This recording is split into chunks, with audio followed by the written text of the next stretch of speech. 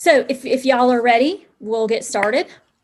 Sweet. Let's do this thing. Okay. Messy back end happens in every business. So I think we're going to cover a lot of great ground today, and I love the work you're doing. Not enough people speak about the flaws of business and that every business has them. So love that we're shining a flashlight where some people don't want to go.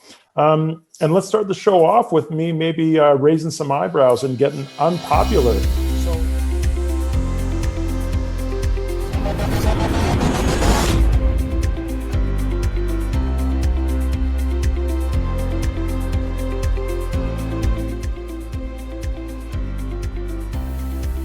Welcome to the messy back end of entrepreneurship. This is Lee Cassels, co-founder of SFQ Consulting. We all know that the back end is where most businesses fail, and I can tell you from my experience that all businesses have them, from solopreneurs to large corporations. This podcast is all about cleaning up that messy back end so you can save time, make money, and succeed. And now, here are your hosts, Sheila J. Logan and Nate Tucker. Our guest host today is none other than my good friend, Ella Glasgow. You may remember Ella from episode 44, where she talks about not starting your business with a mess. Welcome and thank you. Thank you all so much. I'm Ella Glasgow, owner of Beyond Virtual Events and the general contractor of virtual events. I am excited to be your guest host today, and we have a wonderful show for you. Harriet Tubman said, "Every great dream begins with a dreamer." Always remember you have within you the strength, the patience, and the passion to reach for the stars to change the world. I love that so much. On our expert segment today, we're going to be speaking with Stan Peake about building a purposeful and financially successful business. Stan is a serial entrepreneur who epitomizes the saying, "The master has failed more times than the novice has tried." He is a 7-time business owner, including a successful acquisition and exit, 3-time best-selling author on sales and entrepreneurship, and he has 4 certifications in executive coaching and facilitation.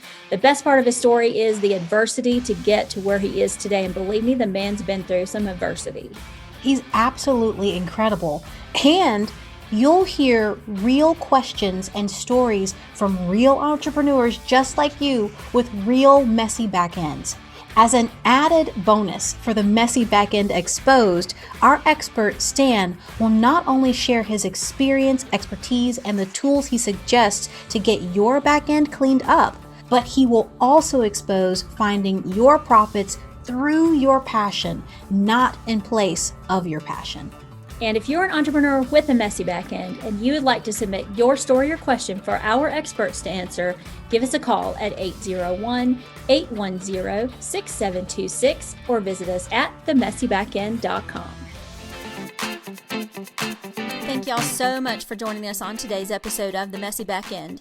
Coming soon, watch for the messy back end of being a single mom, as well as many other messy back end topics, from photography, speaking, book writing, traveling, and more. How would you like to have your very own messy back end podcast? Find out more about how you can use our team, our brand, and our online platforms to start and build your own messy back end podcast. Visit themessybackend.com/join for details. Nate and I would love to be on your podcast or speak at your next event. Visit themessybackend.com/speaking to send us your event details and learn more about us and our speaking topics. Thank you to our sponsor, Yes Women's Network, where you will find the connections you need to achieve your dreams. Find out more at yeswomensnetwork.com. Don't forget to subscribe, folks, to our podcast. Head on over to themessybackend.com/subscribe so you never miss an episode. Plus, check us out on Facebook and YouTube to see full video episodes. Now onto our expert, Stan Peake, for his expert advice. Don't miss your seat, folks. Here we go. Today, we have a messy back-end question story submitted by an anonymous listener. Passion and purpose are what keeps me going. I know what I'm supposed to be doing and feel pulled to do it. However, I find that creativity and persistence may not be enough to reach the level of success I'm working so hard to achieve. Are passion and purpose enough? How can I use my passion for the purpose to also save us financially? I love the question. Before we dive in, well, thank you, ladies, for having me. It's so great to be on here. Loved the shows I've listened to, and the messy back end happens in every business. So I think we're going to cover a lot of great ground today, and I love the work you're doing. Not enough people speak about the flaws of business, and that every business has them. So love that we're shining a flashlight where some people don't want to go. And let's start the show off with me maybe raising some eyebrows and getting unpopular. So I will say passion is not enough to raise a business that is profitable. And that doesn't mean that passion isn't an essential element. But a lot of people think passion equals what they love to do. Passion is my the listener there, which is such a great question. And thank you for sending that in. But they use the words passion and creativity. Well, when I look at passion, I don't just say like what I love to do or the things that I'm good at or I enjoy. It's the things I can't not do.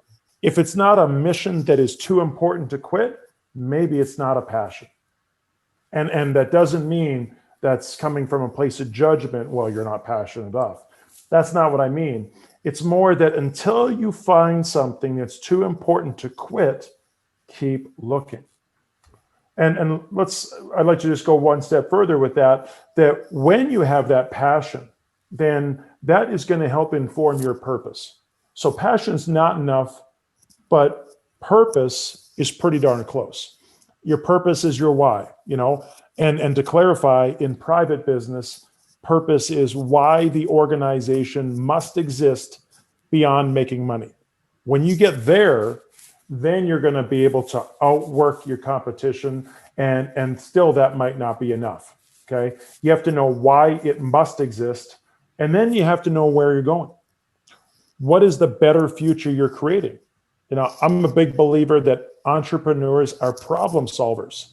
So what is the problem you're solving, like for your customer? What's the problem you're solving in the industry? And when you have a reason that's too important to quit and a better future in your mind that you're creating, those two things combined with passion actually go a long way. And then if we can take that and bring effective process so we know what's working and what's not, we've taken our chances of not just surviving, but executing and thriving in a business and multiplied them. I completely agree. Like you're speaking my language because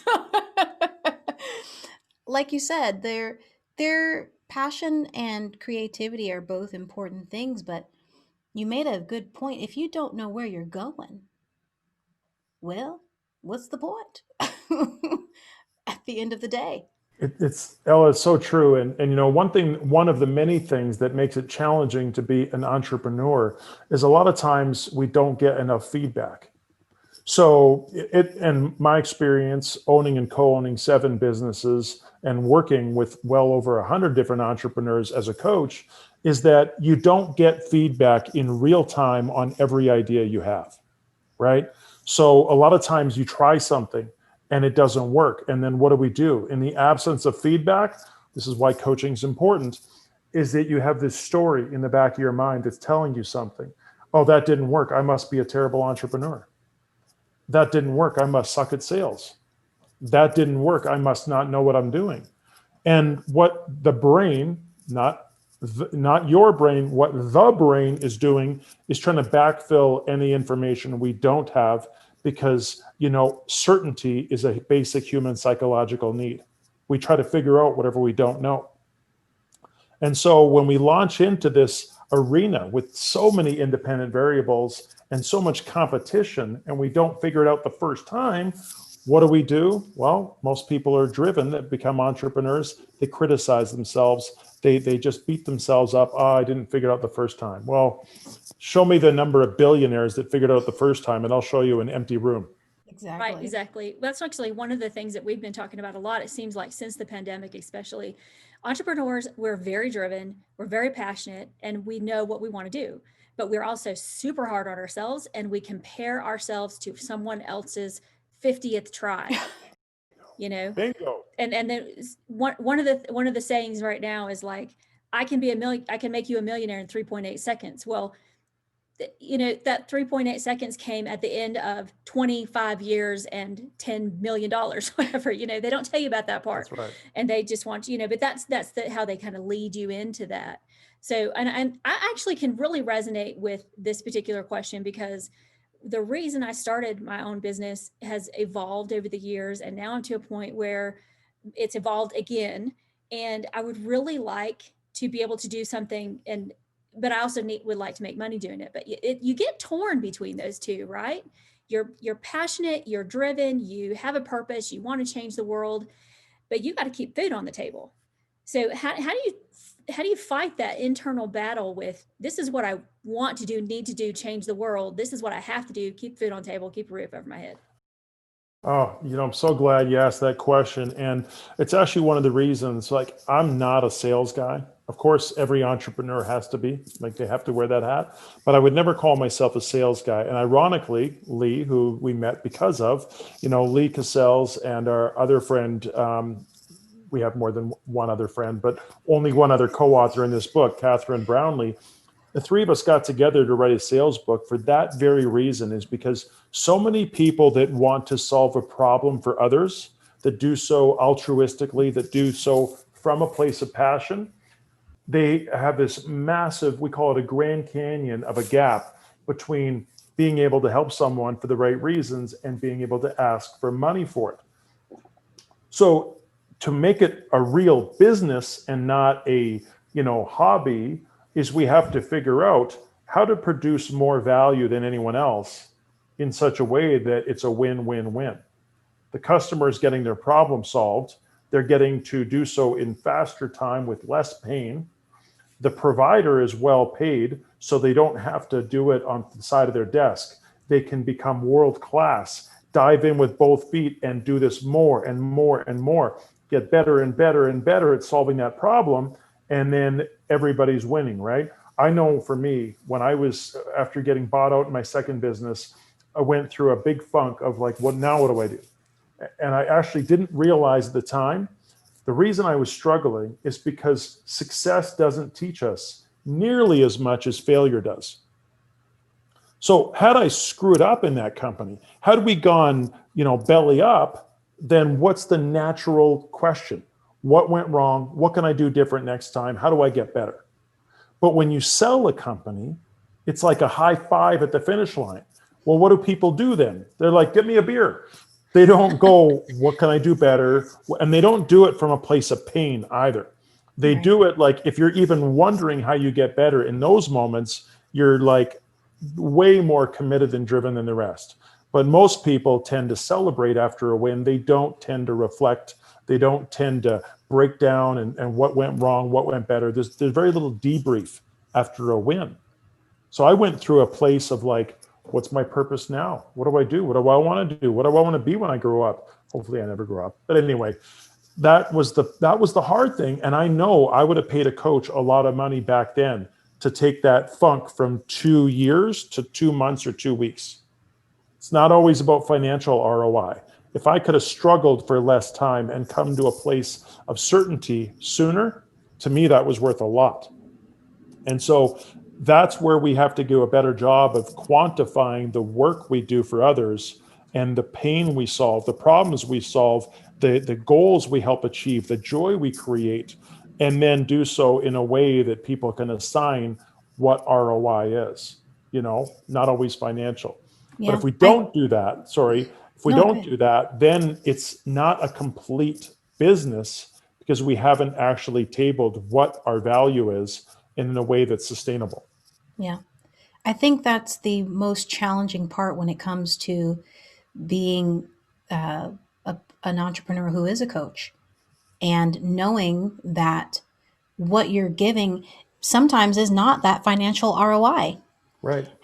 You've kind of expressed it in some ways, but how would you express that to someone who, like you, is wanting to get to the place where you are as a coach now? Now you know what to do, but how did you work through that process to be able to say, you know what, I'm okay if the client doesn't get a financial ROI? How do you how do you express that to them and help them to move to understanding the value of what it is that you're providing them? Oh, I'm so glad we're going down this path. Thank you for that question.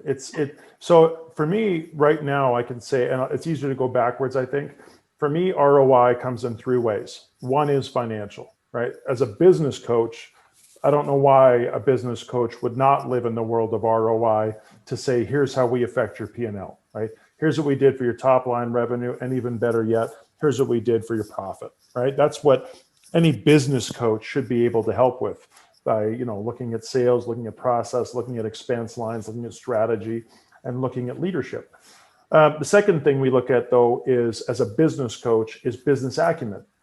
That could be leadership, improving leadership in a measurable way. How does that work? It does work. Whether you were doing a 360-degree review, whether we're polling the team, whether we're looking at any other aspect, even looking at whether or not trust is moving up in the organization or employee engagement is moving up. We can quantify the culture and the leadership. And the third thing I already spoke about is compressing success timelines. Often, if you do your job, it's all three, right? Help people achieve what they want faster, improve their business acumen, and improve the financial health of their business. That's me as a business coach. But to your point, Ella, a lot of coaches offer different value. So the pathway to get there, how I started was I called 3 entrepreneurs and said, I'll coach you for free. The first step is I had to know what outcomes I was creating, and I had to actually create those outcomes. And did I do it right out of the gate for the first 3 clients? No, that's why I coached them for free. It turned out for 6 months until I could create those outcomes. Once I could create those outcomes, I had to figure out my own messy back end. All right, how do I increase the likelihood that I will create these outcomes? That requires systems and documentation. One of the worst things a coach can do is sprint to help as much as they can right away. Why is that a bad thing? Because you didn't measure the start line. And if you don't measure the start line, it's impossible to guess at the value you create at the finish line. So I'm a big believer in systems to help eradicate or improve a messy back end. And every business needs that, even a coach. Yes, that's a legit, real business, right? So figure out what outcome you create.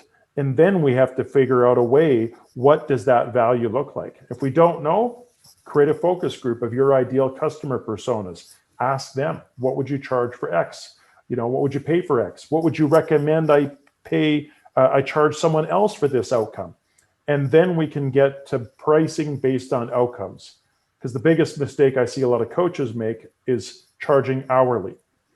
Some coaches, that makes sense. It might make more sense for a life coach. And the reason I say more as a life coach is then people are saying, okay, I need a session with a life coach to feel better. Maybe that's the outcome that's happening. But when you improve someone's business by $500,000 in a year, that's an outcome that you don't pay for hourly.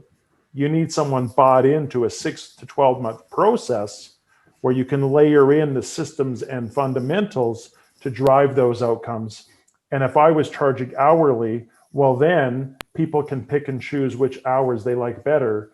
Put another way, an hourly coach is in a job interview every hour of their life. Yeah, I totally agree. One of the biggest things that I started out in the virtual assistant world, and that has like a million times the question, how much do I charge hourly? How much do you charge? You get asked all the time, constantly, how much do you charge? And it goes kind of back to that, the story of, I believe it's Picasso sitting in a bar and some guy comes up and says, hey, draw me a picture on a napkin, draws the picture on the napkin. And then he says, oh, thanks. And Picasso says, oh, that's going to be X number of dollars. And he's like, what do you mean? It's just a picture on a napkin. It was so simple. He said, yeah, but it took me this long to learn it. It took me this much to, I'm not a coach. And I tried it for about a minute and a half. People had been asking me to coach them. I'm like, I'm not a coach. Like I learned that real fast. And so for me, if I'm looking at a coach, and this is one of the things that we talk about on the Messy Backend, especially looking for those coaches who have that background, that the value doesn't just come the outcome. It comes with what did you put into it for yourself? Because whatever you put into it, you have certifications as a business coach. If you're going to go with someone who doesn't have certifications, find out what else that they have in their background that's going to help you. But knowing that result and knowing where the coach comes from, I think those are the two big things as a consumer of coaching that we need to know about. And then when you are pricing yourself, if you say, look, I've been doing this X number of years, I have certifications, this is what puts me ahead of everybody else. That all kind of goes into the value of what you're doing, as well as your passion and purpose, kind of putting it all together in a big ball, I'm guessing. Oh, Right. 100%. And it's a great place to jump off. Sheila, if we could take a moment, I'd love every one of your listeners to be able to have questions to take to whatever coach they're considering to know whether or not they're hiring the right coach. I don't profess to be everybody's coach. Anyone says they coach anyone is probably full of it. So I think one thing that you should ask a coach if you're considering hiring them is what their lived experience is. I'm a big believer, Zig Ziglar, success leaves clues. So you don't have to figure out like from step one, learn from someone who's done it, because that's probably going to be the fastest and even cheapest way to do it. Growing a company, I made a million mistakes. I'm going to make a whole bunch more in the other companies I'm going to own. And that cost me a lot of money and a lot of time. It would have been cheaper for me to hire a coach in those early years, even though as an early stage entrepreneur, I think I have to cut every cost. So find someone with the lived experience who's achieved what you hope to is the first thing I would look at.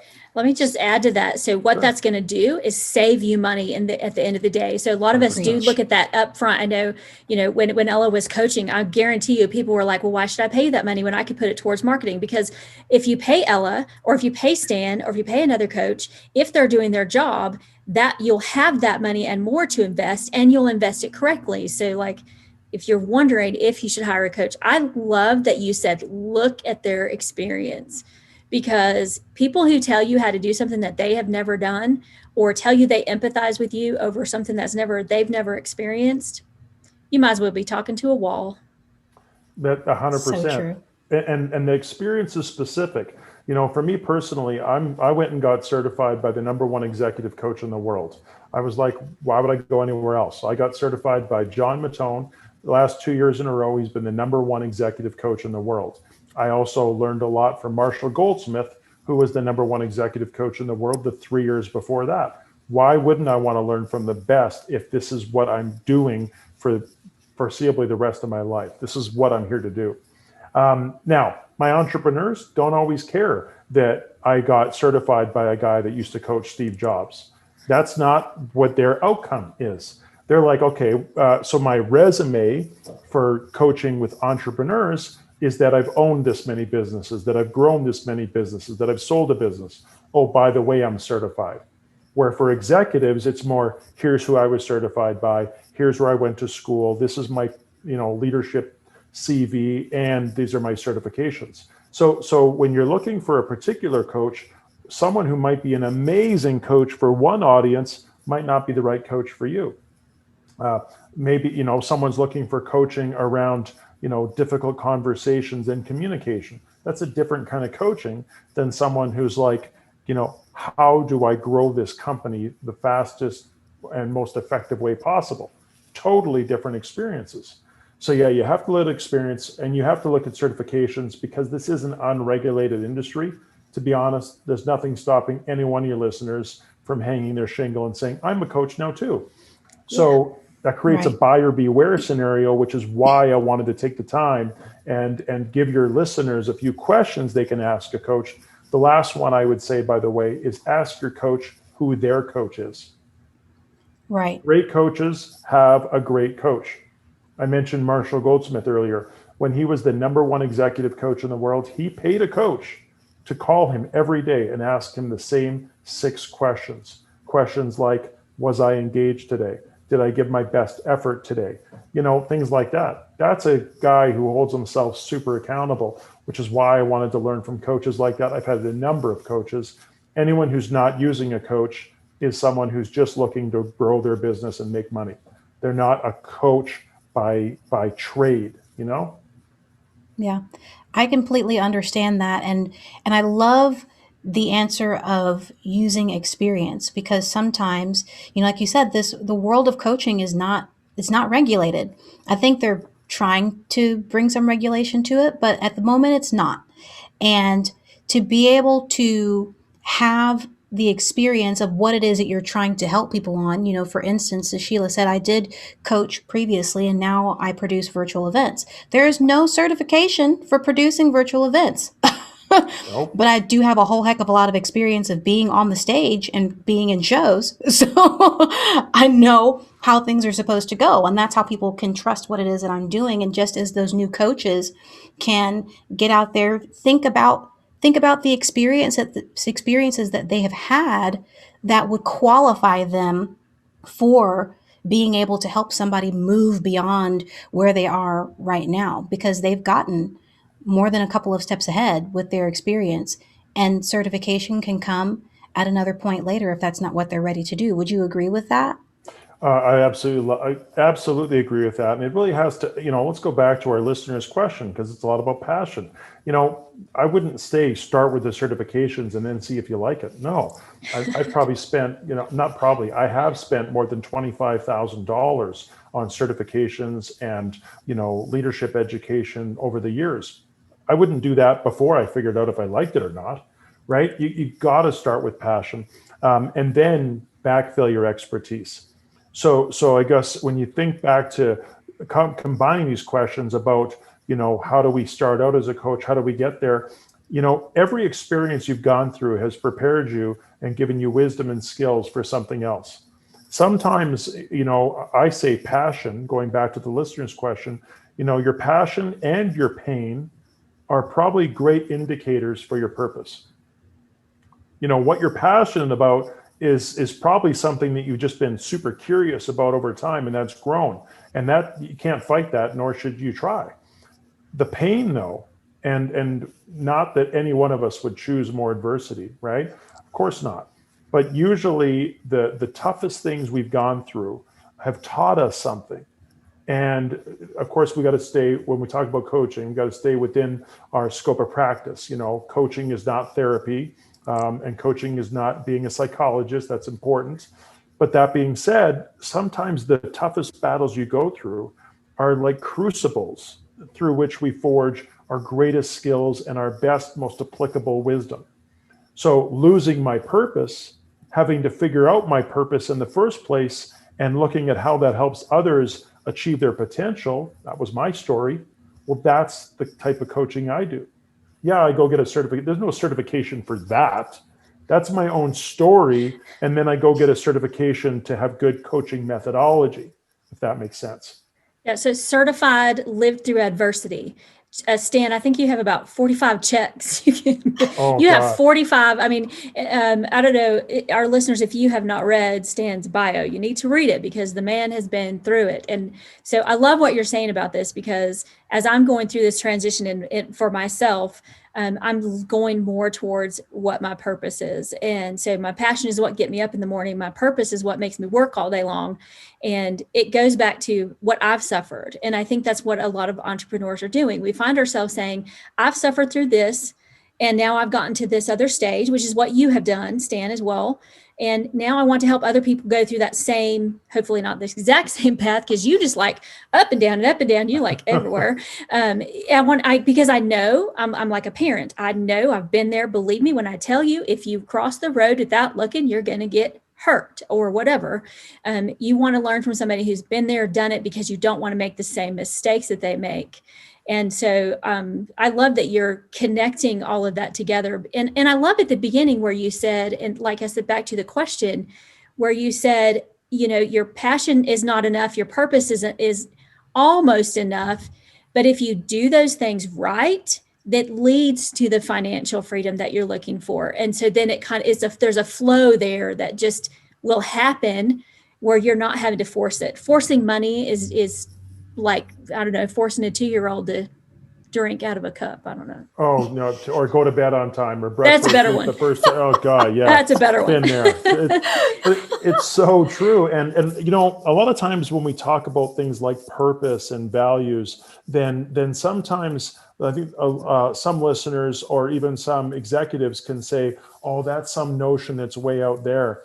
I want to bring it down so how all these concepts relate, so that they can say, oh, I see that in action.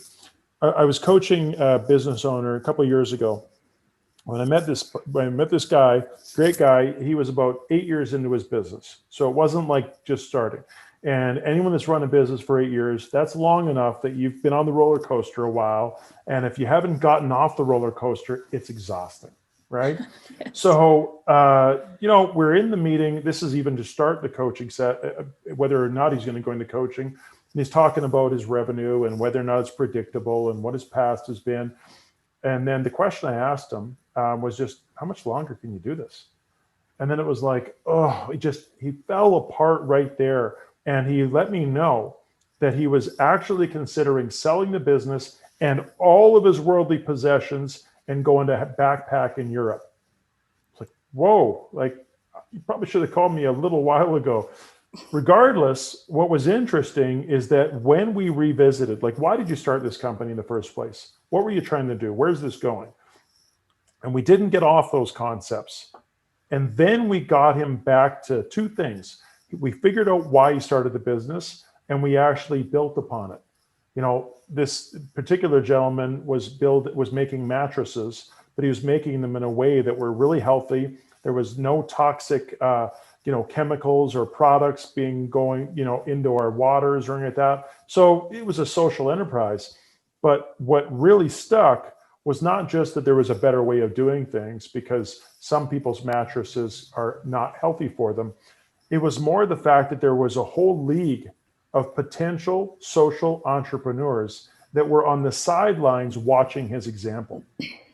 And if he could succeed, they were going to go start a different, clothing company, a different e-commerce this, a different banking that. And so it was more like, whoa, like my example can be a ripple that helps change all kinds of business. He also had some squabbles that within his business, he was like, coming in and being a lesser version of himself and ripping his staff a new one. Well, when we got back to here's your purpose, not just you personally, but here's your organizational purpose, that gave him context to go in. When there was a staff issue, he'd always say, guys, what's our purpose? What's the mission? What are we doing this for? And he told me that helped all the squabbles. And not only did he go from, barely profitable, almost selling the business and, pretty much moving to Guam, he actually went into record profit and opened a second location in Toronto. So, it's not profit or purpose. It's profit through purpose if you do it right. Oh, I love that. That's the quote. Just so y'all know, this is the Profit quote. through purpose. Nice. Profit through purpose. There has to be like this tunnel, and it all has. I love that. That's my aha moment. That's fantastic. I love that.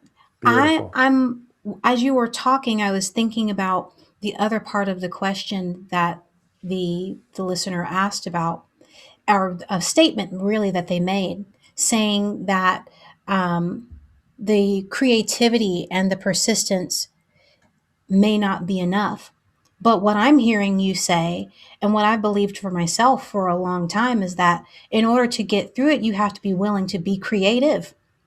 Because for you to help him to come to that conclusion, that was a creative solution to the problem that he was having. It seems simple enough to just remind people of the purpose of why are we here? Right. Right?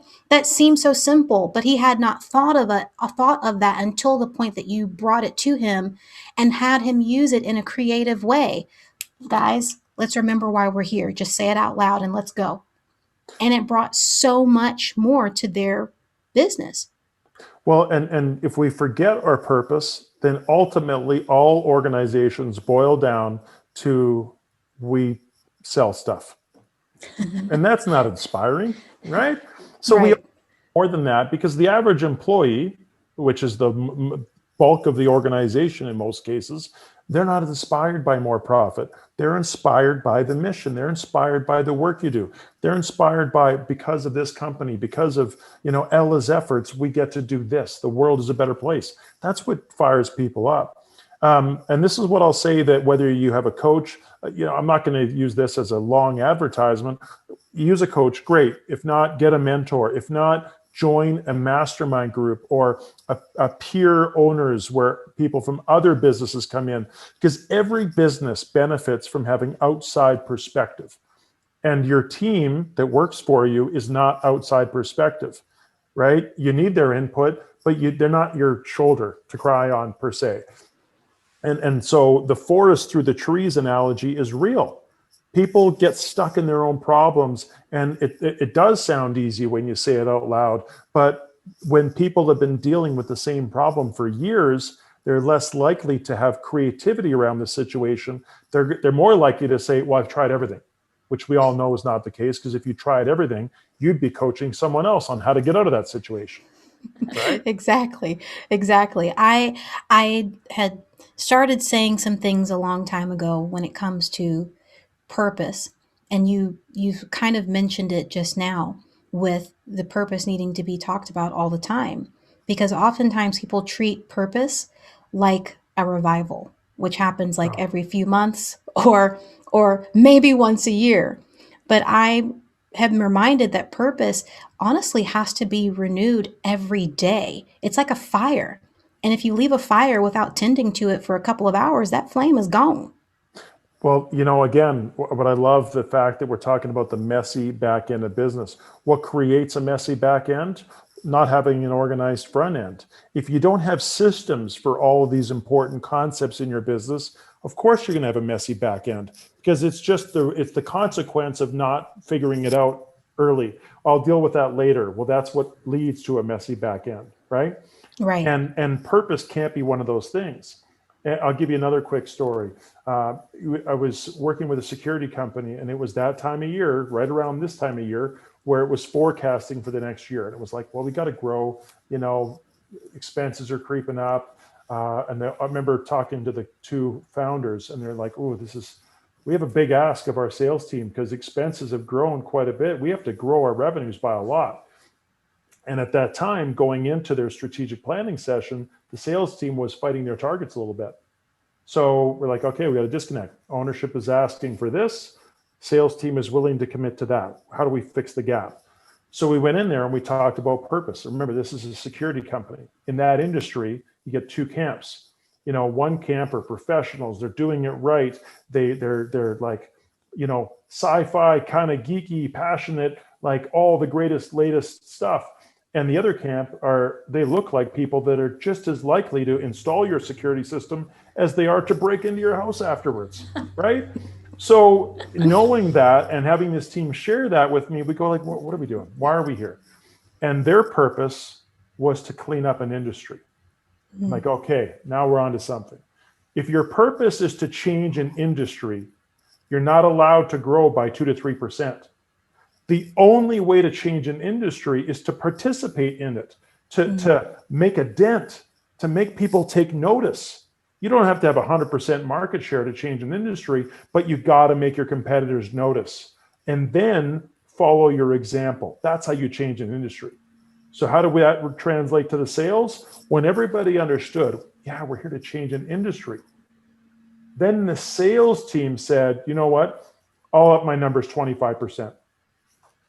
The sales team gave themselves a target bigger than ownership was asking them to do. It was profound in the room. It was awesome. The team told the owners, no, we got to go bigger. And any business owner that's listening to that, of course, would love that outcome. That's how powerful a purpose can be.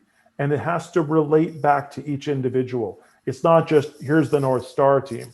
It's like, Sheila, how does your work contribute to this outcome? Ella, how do you and the hard work you do lead to a better future for all of us? Stan, what are you doing that's going to lead to that? And when every team member knows extra effort in equals the whole team's better off, that's how the whole team starts rowing in the same direction. Yeah, it's so funny because the episodes that are recorded right before yours, Stan, were your partners, yep. Matt Young and Taryn Lipschitz. And both of them talked about that exact thing, even though all three of the questions that y'all talked about are all different questions, completely different.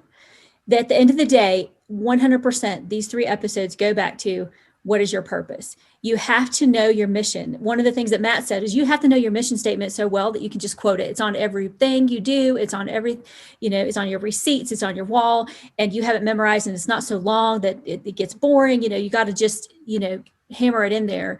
And when you interview people, you need to ask them, what is your purpose in life? What do you want to accomplish? Because if you find people who are just as passionate about the same things you're passionate about to work for you, you got a whole team of passionate people about one purpose. Imagine that team would just be incredible. So it goes back to, why are you doing it? But also everybody you are interacting with, why are they doing it too? And doing 100%. The same reason. You're all on the same road that way. And that's how you move mountains. If you look at Matt and Taryn and Lee and Nelson, we're a small team. And I am just in awe of what, we are able to accomplish. I'm lucky to be in the room, to be honest. And by the way, all of you say that. Every one of you are also every one of them go, oh, I'm just the lowest one on the totem pole. I'm just blessed to be there.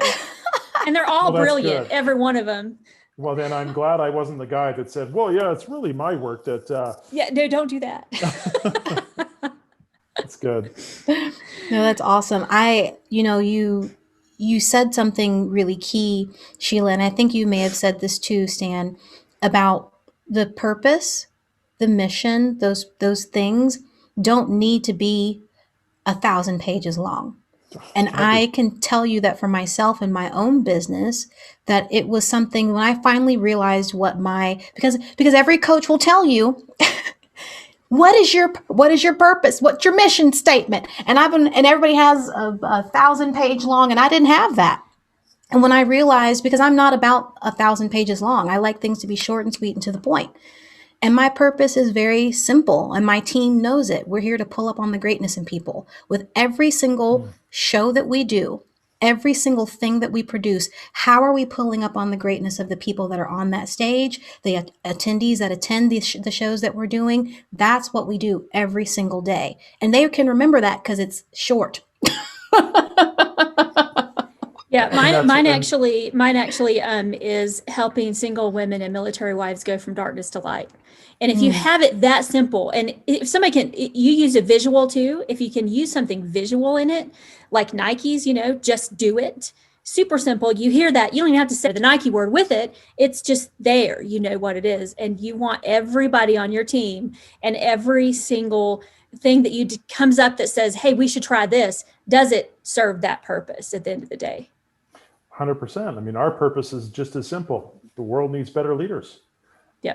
And you think about so many examples, right? Heck, in 2020, there's been great leadership, and there has been awful, even abusive leadership. And of course, we're not going to use any examples or point anyone out. In either country. No, absolutely not. But I think a lot of listeners are connecting the dots, if I'm not mistaken. So I love, both of your purposes, because it's so true. It shows the care and the passion. Ella, that's just great leadership. It's not about you. It's about the people that are on your stage. You're bringing out their brilliance, and that takes love. That takes passion. And that doesn't take someone who's just trying to make a buck. Someone who's just trying to make a buck would say, we put on the best events. Well, if you put on the best events, that's about you. I don't see myself in your mission. When you're pulling the brilliance of others, I'm like, how do I become part of your event? Right? And Sheila, helping single women and military wives go from darkness to light.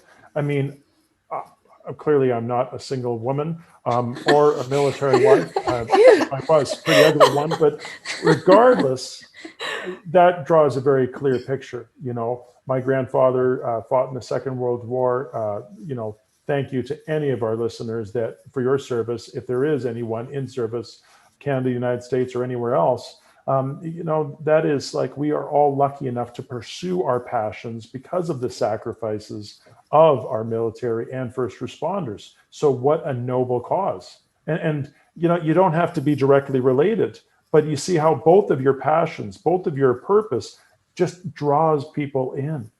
How do I support? Love it. Well done, both of you. Yeah. Awesome. Well, thanks, Stan. I appreciate it. Thank And you very again, much. if you don't know Stan's story, go read it. It's amazing. I don't know if I'd broken my back twice. I don't know if I'd be sitting there looking all, I'd be a mess. Well, thanks, Stan. I really appreciate you being on the show today. Your whole team is so inspiring, and what you're doing in creating new leaders around the world is incredible. And I love that you all came on and actually gave just about exactly the same answer, because that means anybody who's listening, whatever you're wondering about, ask yourself, do you know your purpose and what's your mission? And just go from there. I think you need to have that for business and personal life. Absolutely. Our businesses are just an extension of our lives. We always say, you can't fully remove the DNA of the founder from their enterprise, and you shouldn't try to. All of our experiences shape us, and call it fate. I don't believe in fate as you don't have any free choice. The outcome's already determined.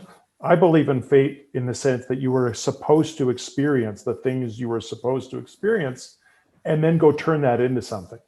And again, just so thrilled to be on the ride with the team members that I am, and so thrilled to spend my time with people like yourselves that are leading change in your own way. So the pleasure's been all mine.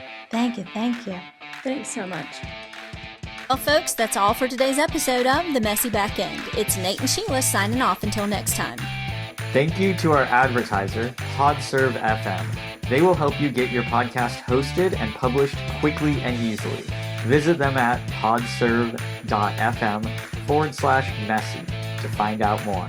And thank you to our advertiser, ThriveCart. They're the #1 shopping cart software that grows your income from existing traffic with high-converting checkout pages, upsells, and affiliate campaigns. Watch the video on how simple this cart solution is at themessybackend.com/cart. Don't forget to subscribe to our show on your favorite podcast platform by going to themessybackend.com/subscribe and check us out on our YouTube channel for full episodes. Well, folks, that's all we have for today's episode of The Messy Back End. I'm Wendy Wybally, known as your Income Acceleration Mentor, and I'm the founder and dean at More Coaching Client Sales and Marketing Academy. I don't know about you, but I'm feeling like my back end is getting cleaner with every episode. I can tell you from my own experience that processing, looking at the messy back end situation when it happens, helps you to grow and learn and be that much better as an entrepreneur. Join us again next week as experts share more customized business advice and tips about all the messy stuff that goes into the back end of entrepreneurship. Remember, you're not alone. Every business has a messy back end that needs a little attention. Today, and this is my messy back end. Hey, if you could see the messy back end of this office right now, Lord Jesus in heaven above. You the queen. I love it. I'm smart enough not to play guess age with a couple of women. People actually guess younger than I am now, Yeah. so that makes me feel better. They're like, you have a 28-year-old? Actually, almost No, you 29. don't. Yeah. And I have a 5-year-old, which confuses people because I'm 41. You're both lying to me. That's never have guessed, Sheila, you have a 28 going on 29-year-old or 10 kids, which now you're a saint. You don't leave that out of your bio. You're a saint. When he's like, watch how fast I can run, scooting their little feet as fast as they can, and they're not getting anywhere.